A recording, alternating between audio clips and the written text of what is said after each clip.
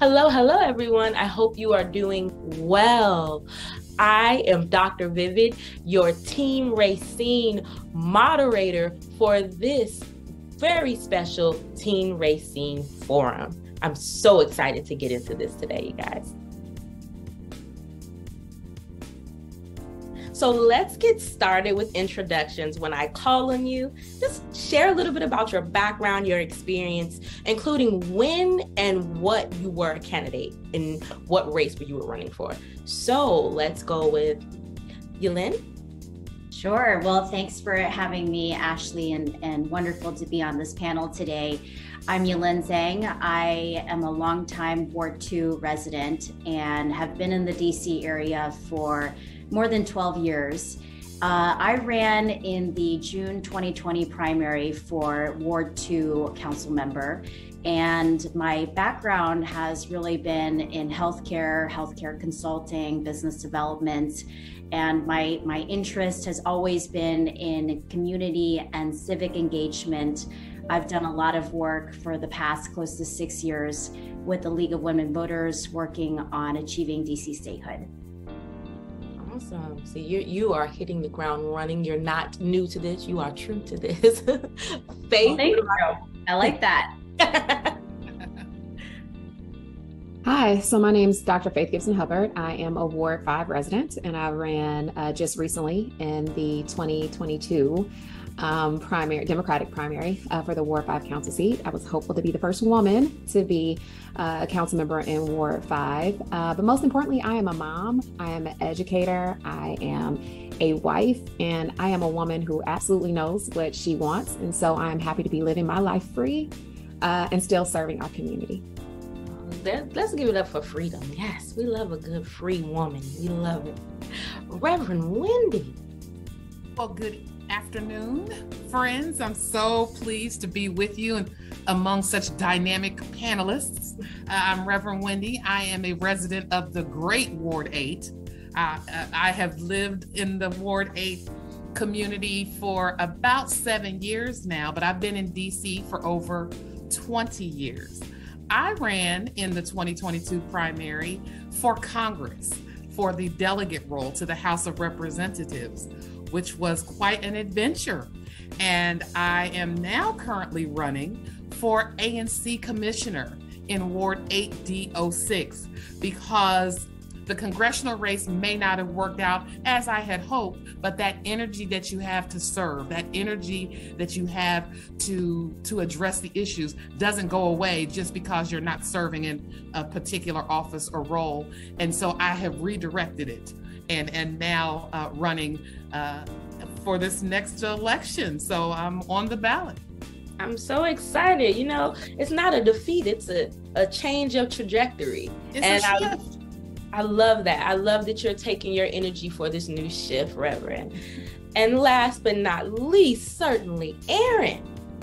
Thank you. This is such an amazing panel. I'm very honored to be here. I'm Erin Palmer, and I'm an advisory neighborhood commissioner in Ward 4. And I most recently ran in the DC Democratic primary in June for DC Council chairwoman. I ran a competitive but ultimately unsuccessful race.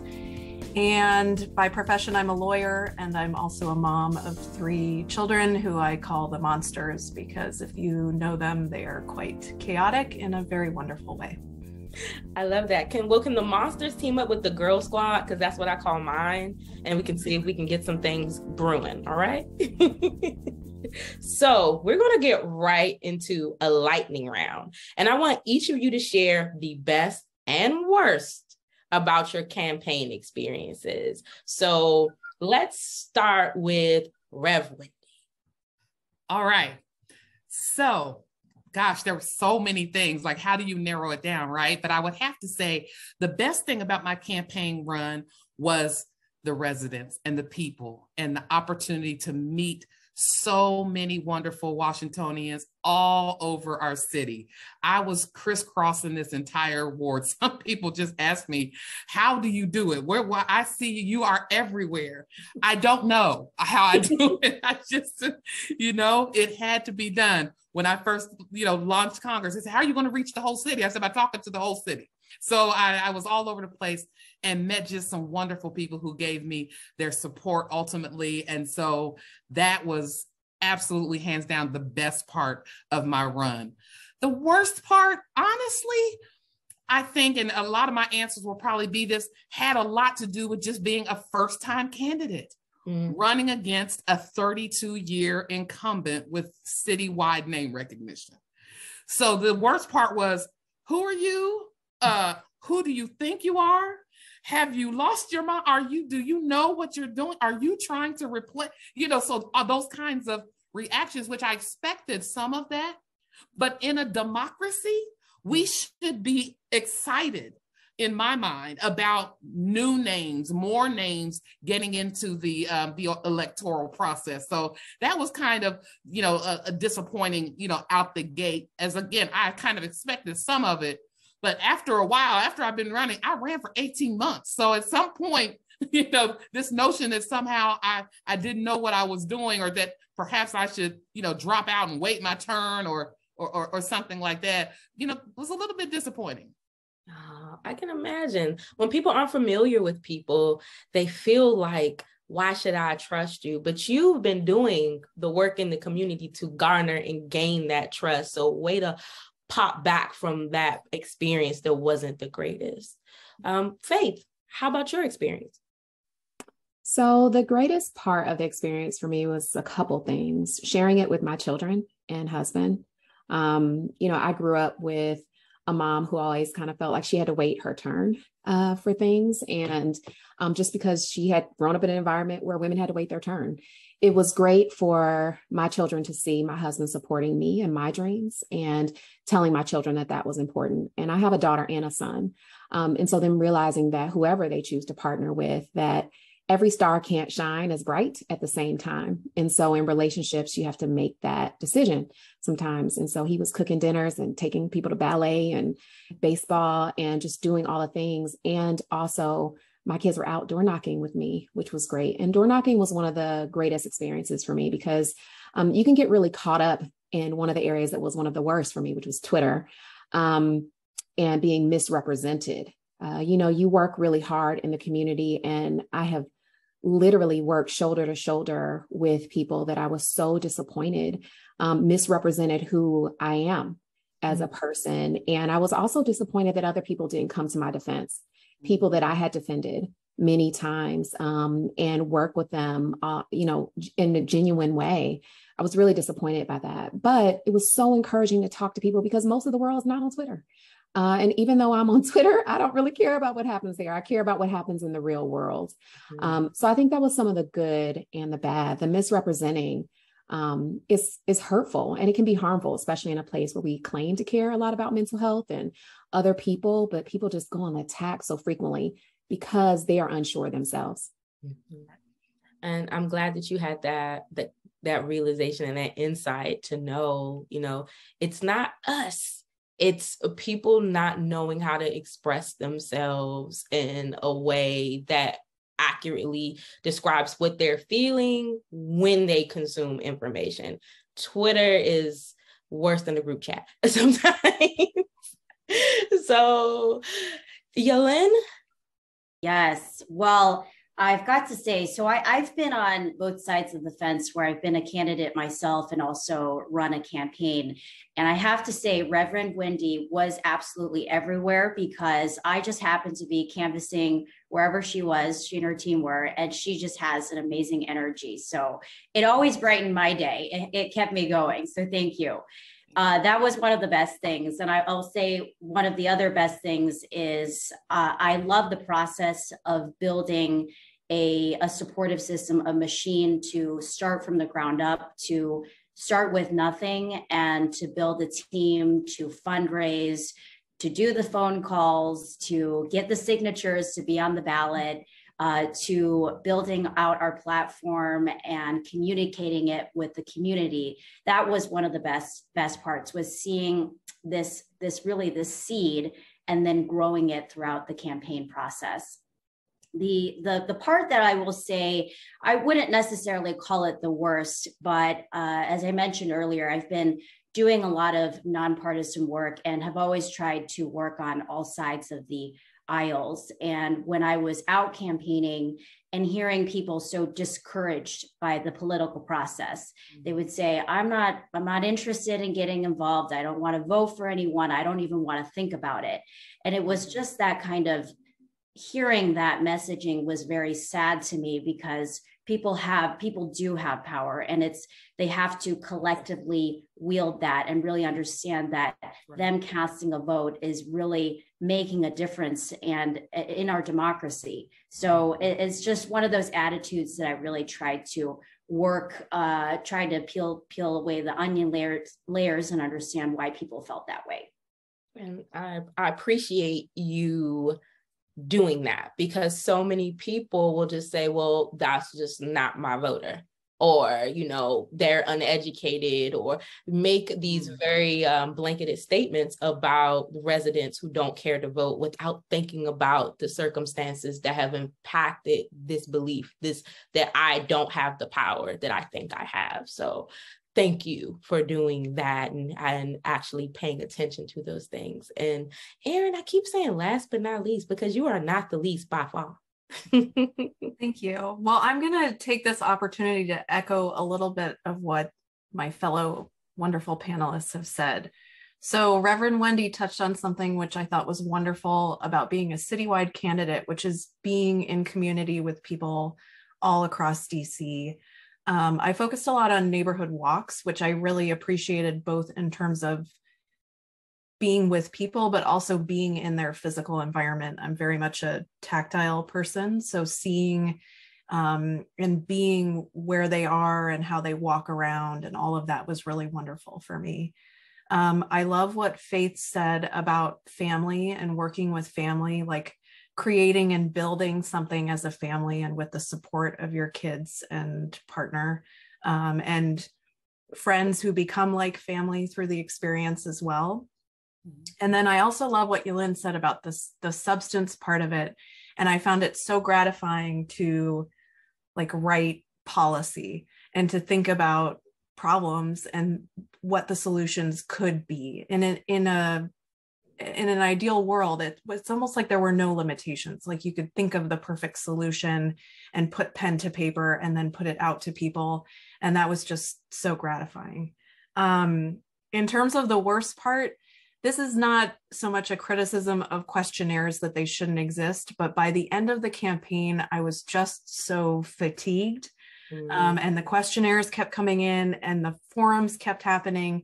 And I tabulated it at some point. I did, I think, 40 questionnaires, and it was a whole lot. And then you'd still sometimes get people who were like, well, I don't know anything about you or your positions. And I would say, well, you can go look at these 40 questionnaires that I've done.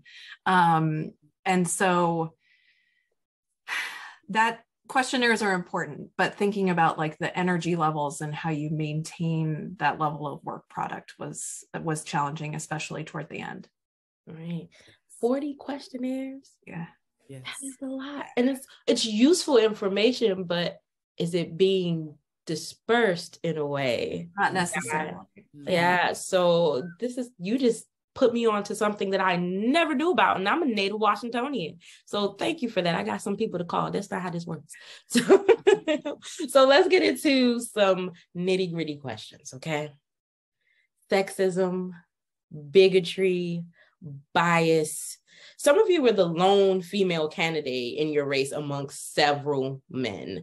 Were you treated differently than the male candidates?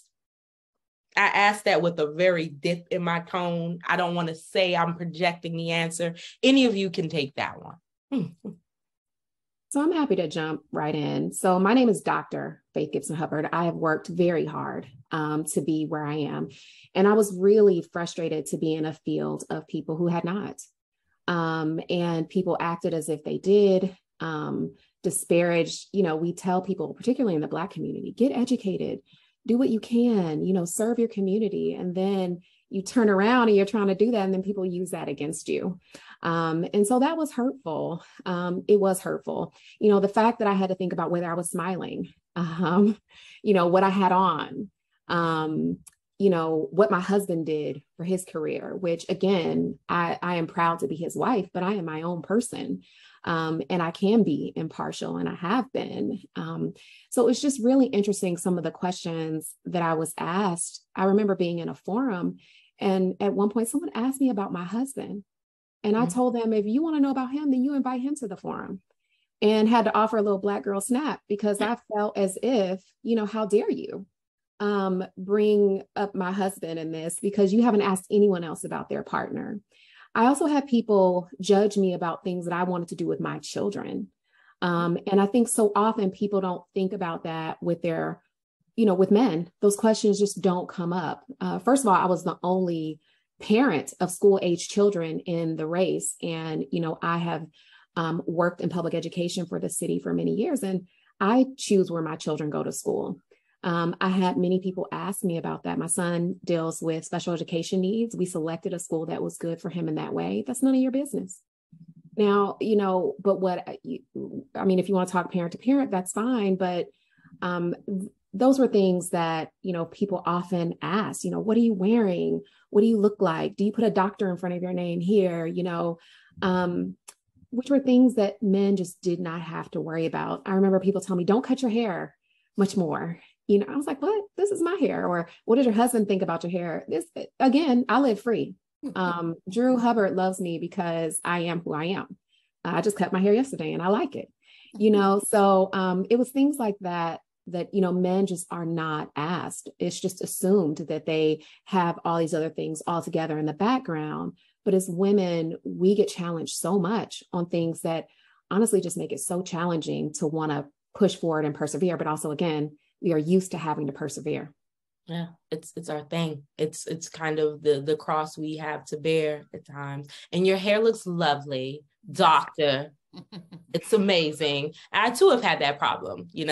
I'll introduce myself, and I've had male counterparts purposely give me a miss or a Mrs. or call me by my name while they are respecting the titles of everyone else. So I wonder, for the rest of our panelists, did you experience any discrimination as a candidate, or observe it in the field, by the public, by the media, by others? Any of you care to respond? Whoever wants to go first. I'm happy to jump in briefly and just note that, so my race was a 1-to-1 race with a longtime incumbent who's an older gentleman. And the dynamic there, what was hard for me to deal with was a complete erasure of my professional background. So all discussion was, this is an advisory neighborhood commissioner trying to run for council chair. And I have been an advisory neighborhood commissioner for 4 years, but I've also been a lawyer for over a decade, an ethics lawyer with a background of working with the federal judiciary. I have a lot of high level, extremely technical experience there. And that just seemed to completely disappear. Because the preferred narrative was that I was down here and he was all the way up here. Whereas like education background, professional background, it would be more equalized. And then another thing, this I will echo Faith here, that like being a parent presents its own challenges. And I actually got this when I ran for advisory neighborhood commissioner too, where people were like, you just can't do it with kids. There's no way you can do it. And I wanted to say to them that I have gone through my life with my children. My children are a part of my political activities, and I think give me an important perspective. But there is certainly a diminishment of people with children and people with school-age children. Definitely. It's as if that we forget that the men who are running have families as well. So if we're going to ask these questions, they should be posed to these candidates. Not that these questions are even relevant right now, but it is this bias and this idea that women just can't do it. Now, Yulin, you were the only female candidate in your race? I started off as the only female, and then a female joined into the race. And so we ultimately had 2 females in the race. And I think it was a lot of people. I think we ended up with a total of 9 candidates at that time. And I definitely will echo with what Faith and Aaron have said, particularly about my background, my experiences, my education. I often was coached and learned to do that. When I introduce myself, I have to talk about my extensive years of experience, my having worked in the corporate space, my education. And that was to help buffer against some potential opinions that maybe I'm not someone who could be as qualified for this role. But I had to really say the words to get people to believe me. The other part that really bothered me through the process was when we were collecting signatures to get on the ballot. A lot of people, unfortunately, don't understand why candidates need to collect signatures to get on the ballot. And it's a very critical process where you need to do this in order to be in the game. And people would really get very angry, especially what I noticed was if I was out there by myself collecting signatures, anywhere from yelling to saying nasty things to whatever it was. And when I had people with me, that was certainly a little bit better, but I think people just got very frustrated with why was I this person out there asking for their information when it's a critical part of our democracy. So it's just these nuanced observations, and I can't say the reason for these types of experiences, but unfortunately, it is the case where especially if you don't have the wide name recognition, you really do have to make a name for yourself and also have very thick skin. But I used to say I have thick skin, but I can't say it still bothered me. And some days were worse than others, but it's just something that you keep learning to expect the unexpected. But when you encounter something, you're like, oh, that behavior really surprised me also. So you keep learning. There's so many variables that are coming to play as you describe these experiences. And Reverend Wendy. Oh my. I want to ask you specifically, Yeah. First of all, when someone hears Reverend, sometimes that perks up certain things, but you being a woman, did you encounter any pushback or discrimination or anything because of your title? Well, that's what my part was going to be. That's what I wanted to add in. I was actually advised in the early days when I was considering running, maybe you should just run as Wendy, maybe not Reverend Wendy. Faith is such a hot button issue, or even some pushback from faith folks. Why are you even getting involved, in the political, with that, the separation of church and state, just different interpretations that people have of their faith. And I listened, to what everyone had to offer. But at the end of the day, you can't separate me from who I am. Mm-hmm. And if I'm going to run, no matter what it's for, I have to run authentically as who I am. And I am Reverend Wendy Hamilton. I'm not ashamed of that. And I'm ready. I'm ready for the pushback. Yeah, I'll take the smoke. You understand what I'm saying? And did I get pushback? Of course, because I'm pro-choice. I'm a progressive, Christian minister. I'm a woman. I wear a collar. I had people out there, when I would go out to a couple of events and I had my collar on. Are you a priest? Like as if, some people's understanding is that only Catholic priests wear collars. They're not comfortable or used to seeing women, in collars. Or I was very active and still tend to be on social media across all platforms. I danced all over TikTok. And so, I get these, comments from people saying, Reverend, what are you dancing to? Do you hear the lyrics of the song? No, I'm just actually trying to get these steps down. But I'll go back and listen. God would be appalled. I'm like, God won't be appalled. He knows exactly who I am. So So those, and that's a whole nother sermon. But that was some of the pushback, that there's these expectations certainly for women that are placed on us, right?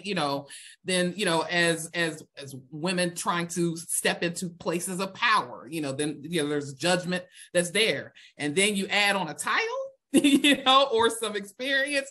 Now it's several layers and opportunities that people tend to take, more so with women than any other, to scrutinize, to criticize, to offer advice, unsolicited, commentary, as if we are inferior and in need of some additional guidance and direction. So. I'm coming to Reverend Wendy's sermon because I just felt it in my spirit, everything that you said. But to attach something, Dr. Faith, yes, I said doctor, I want to come back to you because we're talking about the dynamics about how women are seen, but let's talk about the dynamics between women in politics and how sometimes it's not the men, it's us. So could you speak to a little bit about that? Yeah, I think that certain things with men are expected. I tell my husband all the time, I knew you were probably going to do that, right? But when it comes to other women, I've been very fortunate to have a great sister circle. And I'm very thankful for that. And I know Aaron mentioned, the friends that become family and show up for you, not because you're paying them, but because they truly believe in you. But I was hurt probably the most by how women really perpetuated a lot of these things about other women. And I remember telling a friend, my experiences as a Black woman, and there were things that I just thought, because I made up in my mind a while ago that I want to support Black women specifically, but definitely women at however I can at all costs, right? And so I didn't know Reverend Wendy. I didn't know Aaron. I didn't know Lisa Gore. And now I know Yulin. But, I didn't know people, but I would just get excited. I remember Aaron and I saw each other outside of the Board of Elections. I think it was the first time I saw her in person, and I embraced her, because it's not about, if all of our beliefs align, but, we have this common experience. But I came out of this race feeling even more connected to wanting to be that light and to push forward in changing the way other women treat women. Because some of the harshest critics I had were other women, other Black women that I admired. And it was really hurtful that they were willing to give a pass to men, but would not be willing to see me for who I was, or would not be willing to see other women for who they are. And we can't ask for anyone else to do better if we're not willing to do better for ourselves up front. So I feel even more compelled to continue to work in that space around finding ways to support women, and specifically Black women, because, there's just so much just beating us down in society. We shouldn't be a part of the beatdown. Absolutely. So the next question I have was going to be about the disadvantages and advantages. But we've talked a lot about the disadvantages of running as a woman as a candidate. Can you speak to any advantages you have as a woman running? Anyone can go. I think Faith already touched on part of it by remarking about how we saw each other and embraced. It is the soft skills of compassion and empathy, which I think connects us to each other, but also in terms of talking to residents. I would be curious if others had this experience. There were so many people I talked to who said, this is the first time I feel listened to. This is the first time anybody has cared. And I felt like I really did care, and I really did want to learn and do the best that I could to help people. Like it was an act of service. And so I think those soft skills are something that women in particular can bring to the table. I think for me, one of the biggest advantages of running as a woman, certainly as a reverend, but as a woman, was the opportunities I had to inspire younger women.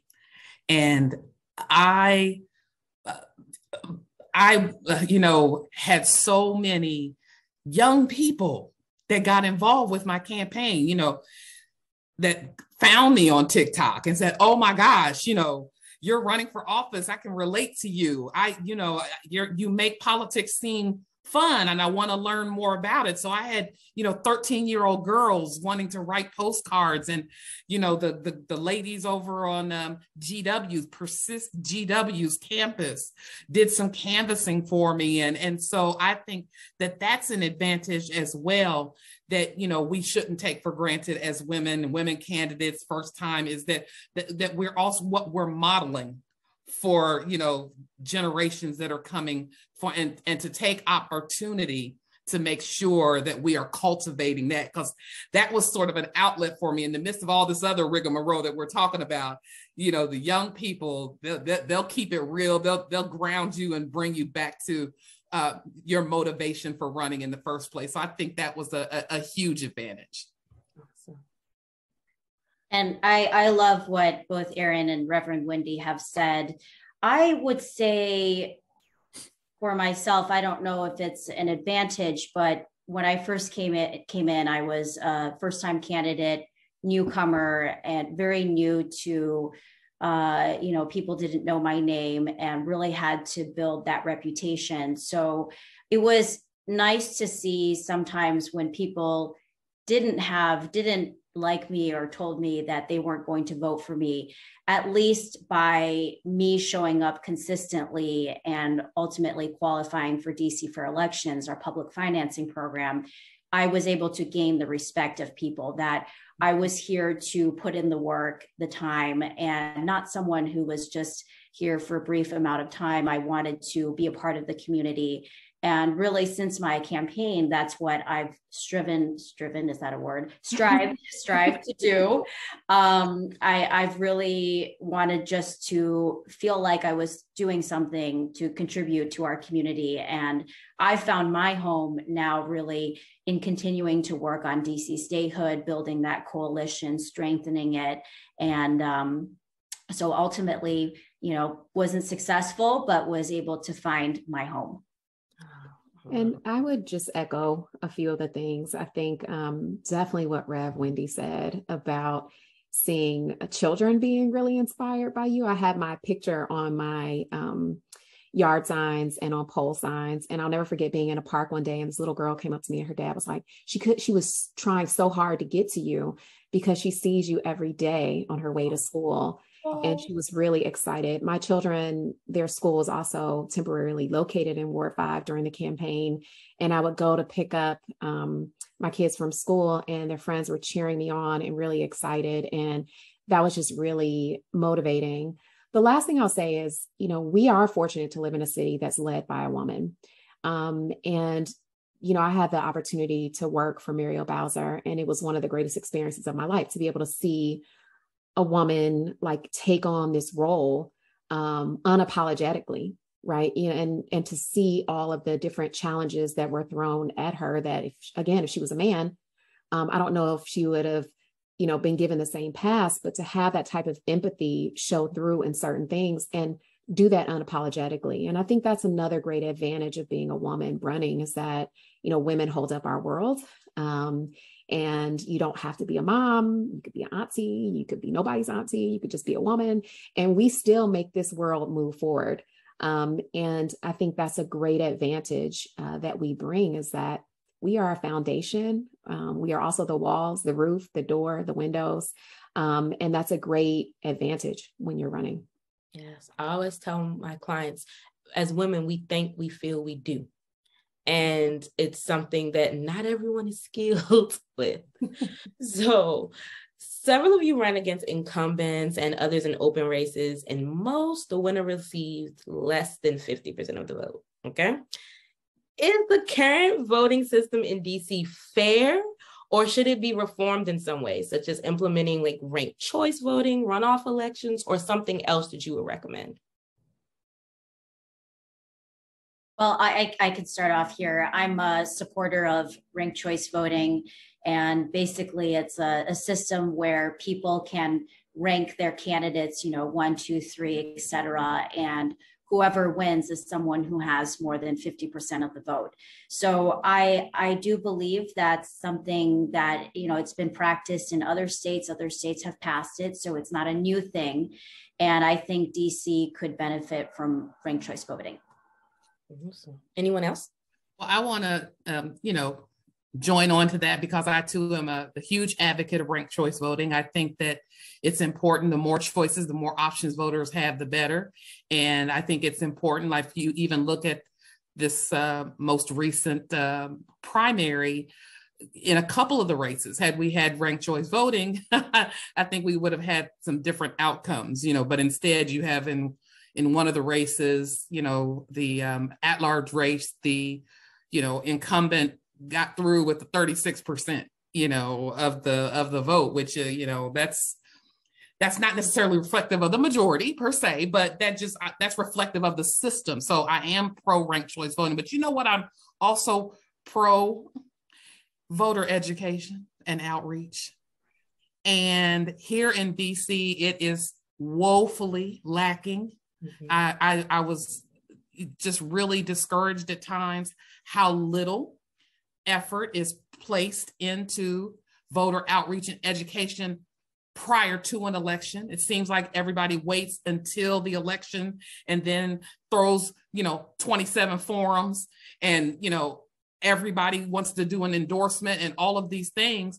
But a lot of the voters are still coming to those uninformed, or they're not coming at all because they didn't even know a forum was happening. And so I just was really interested and feel like whatever system we invest in here, we first need to invest in educating our voters and bringing them up to speed. Otherwise, it won't really matter what system we put in place if we're not empowering and informing our voters to participate in that particular process. And I've been a bit dissenting in this space, probably amongst my peers, and it's because of what Rev Wendy just said. I won't say that ranked choice voting wouldn't be right at some time, but right now we would just be ranking the people who vote. Mm-hmm. And, what I believe, and unfortunately, in a city where, we used to proudly say we were Chocolate City, a lot of people in our Black communities do no longer feel connected to voting because, other systems have been failing us in a lot of ways. No matter what economic status you've been at, you felt like it's been failing you, even if the system's been trying, right? So I think we have to reconnect with people and help them see how powerful they are, because mm-hmm. people aren't even utilizing our current system of voting. Right. And this was a high turnout. Yes. There are not many other jurisdictions. I mean, whether you rank or not, there are not many other jurisdictions that send you a ballot. My ballot's right here, ready to drop in the box to your home, mm-hmm. Allow you to early vote for 2 weeks, right. Keep things open and make it easy. But there are people who just don't want to do it. And we need to work through what those barriers are before we change the system. Yep. Absolutely. I love this conversation, and I think the act of voter education and engagement is continual. It's not something that we ever achieve. It's something we constantly have to be working toward.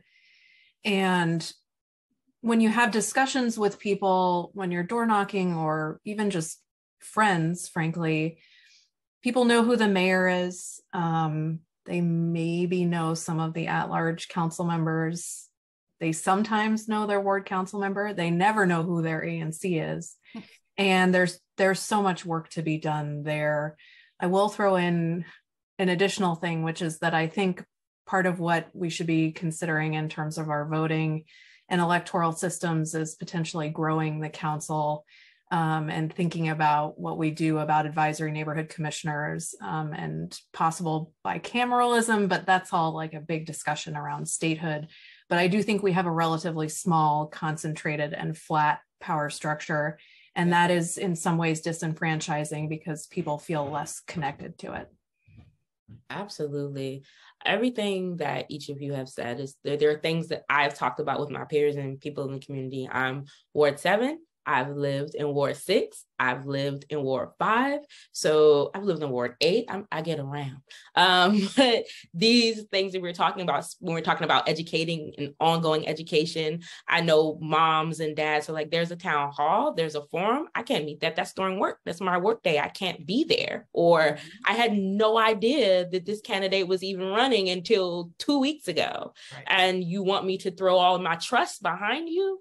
I don't know enough. Or saying that they haven't got, in DC, we get these publications with information and bios about the candidates. Are saying, I didn't get mine until the day before I voted.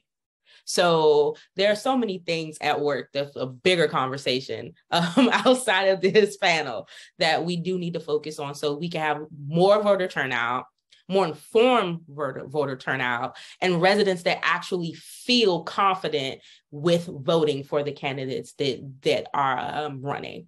So what is a lesson or wisdom that you have gained from your campaign experience? So, Reverend Wendy, because you just smiling, I just said I'm going to call on you first. Because the first thing that came to mind was, don't do it. No, I'm just kidding. You know, that first thing that bubbles up, you have to be quiet because it'll come out. It's just the first thing that came to mind. No, but along that line, you know, do it. Absolutely. You know, it's always better, instead of just standing by and complaining, you know, be the change that you want to see. And so part of what I did a lot of on my run was saying, you know, I'm running because I can, but so can you. And that's, you know, I'm also running to model that for you as well, that there is something. You feel frustrated, if you feel hopeless, you know, my nickname was the hope dealer. You know, I'm out there dealing hope. Like, if you feel hopeless, you can change the thing. Let me empower you to know that you can go right down there and file, and you can become a part of the solution. And so, yeah,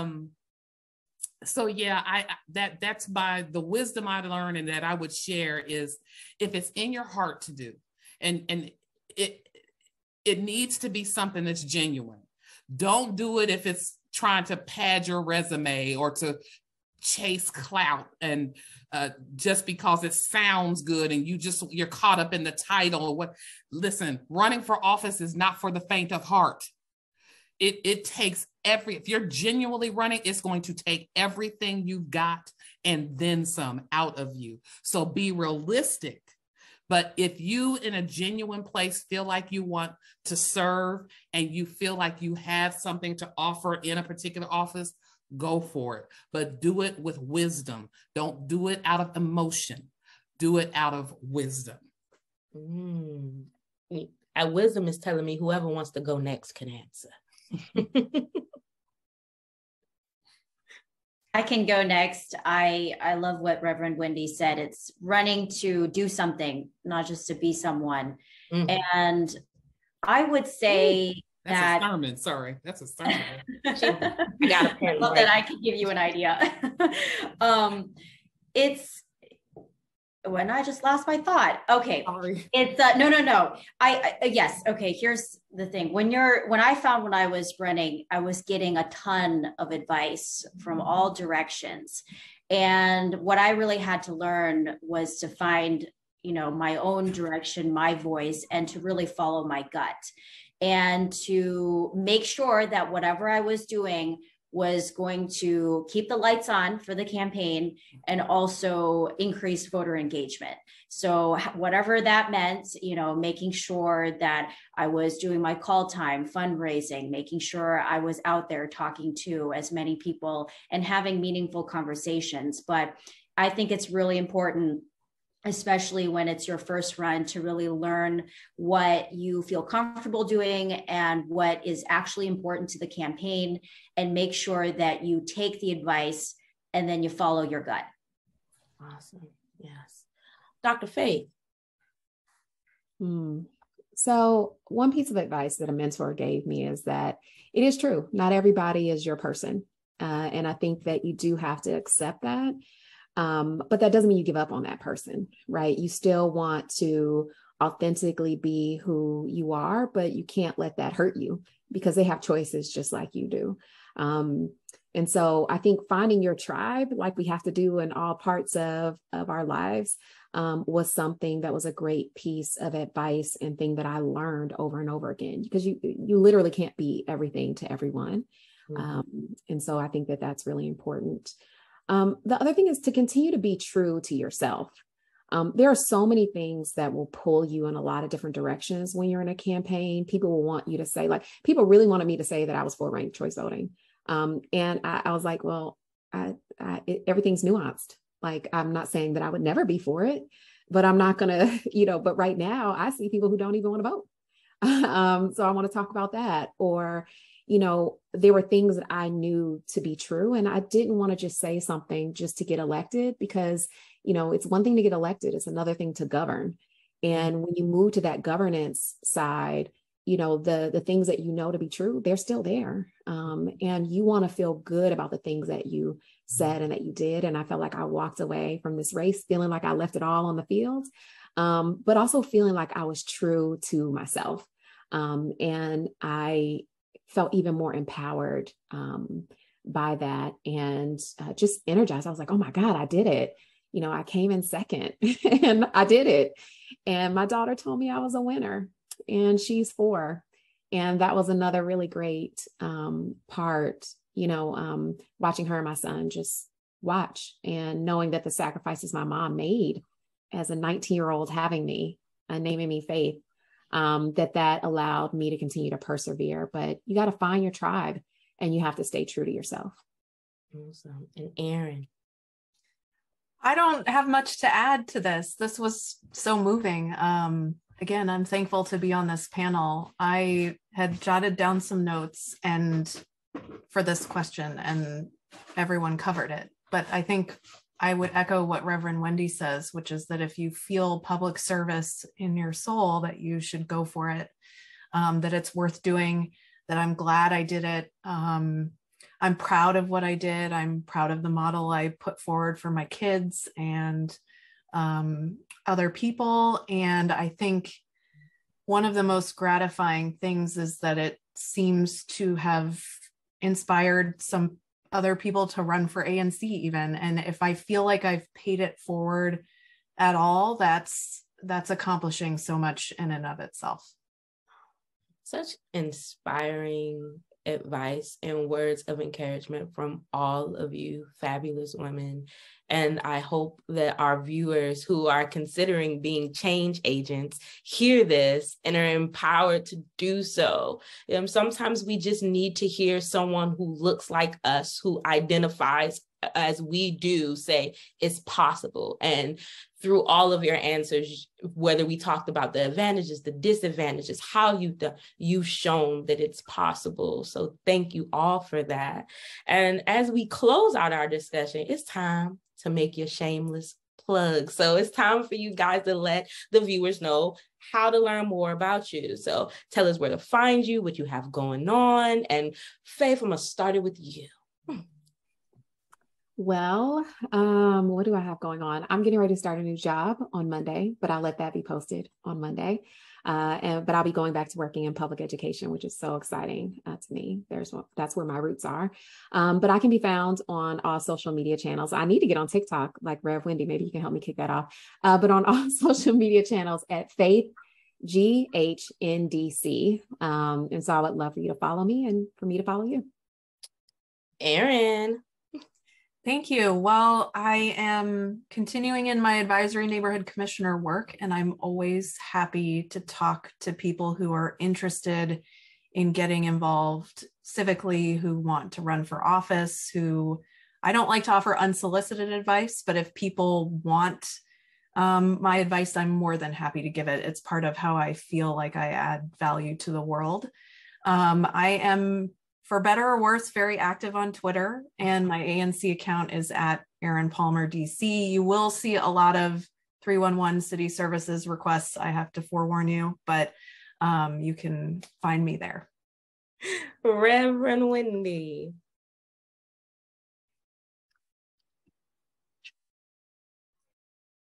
Okay, yeah. Can you hear me now? Yes. Thank you so much for today. It has been an amazing panel. I appreciated participating. As I mentioned at the beginning, I am currently a candidate for ANC 8D06, Bellevue Stand Up. Some people forget that Southwest extends across the river. And so I just want to, remind folks of that. So you can follow me on all social media. As I mentioned, Rev Wendy Hamilton is my handle on Facebook, LinkedIn, Instagram, TikTok, and Twitter is at RevWendy3. And you can keep up with my campaign and what I'm doing. And let's engage. Let's talk. I too, like Aaron, love offering advice or talking and meeting people, engaging people who might be interested in doing this. But yes, you can please follow me on all those social media or check out my website, RevWendyHamilton.com. Yes. And I want to talk to who has the Rev Wendy 1 and 2 handle. Give that to this woman. It's hers. She's done the work for it. Okay. And last but not least, Yulin. Thank you. Well, yes, want to echo what everyone has said. Amazing panel and panelists, and thank you so much for having me here. I've been doing a lot of work, nonpartisan work with the League of Women Voters in DC. And we just about a month ago had a conference on DC statehood. And I want to thank Reverend Wendy for being there and really asking great questions and comments. And so we had, I thought it was a great success. We had a number of organizations come, and we really just talked about what's been happening on the DC statehood front fight and what we should be doing as our path forward. So we have on the League of Women Voters website, lwvdc.org, there is a resource page of a number of different fantastic organizations that have been fighting for DC statehood. And if you go to my Twitter page, there is a link directly to that. It's Yulin in DC, so my name in DC. And my background is in healthcare business development and consulting. So of course, anyone who wants to talk to me about that, they can also find me on Twitter. And of course, I'm always really love meeting new people. So I hope to see everyone here on the panel out there too, and many more. So happy to be here today. Thank you. Awesome. Thank you all, because you are busy women. Have you heard all the things that they are involved in for our city, for our community? Thank you as a DC resident for all that you women are doing for my amazing city. Thank you for your effort. Thank you for just being motivated, your passion, and not giving up. And thank you all for watching. So until next time, come on, ladies, let's tell everybody bye.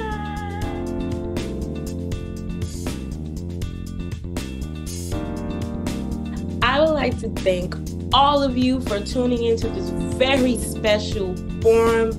Oh, such an informative panel today. And remember to please follow Team Rayceen on social media and subscribe to the Team Rayceen YouTube channel.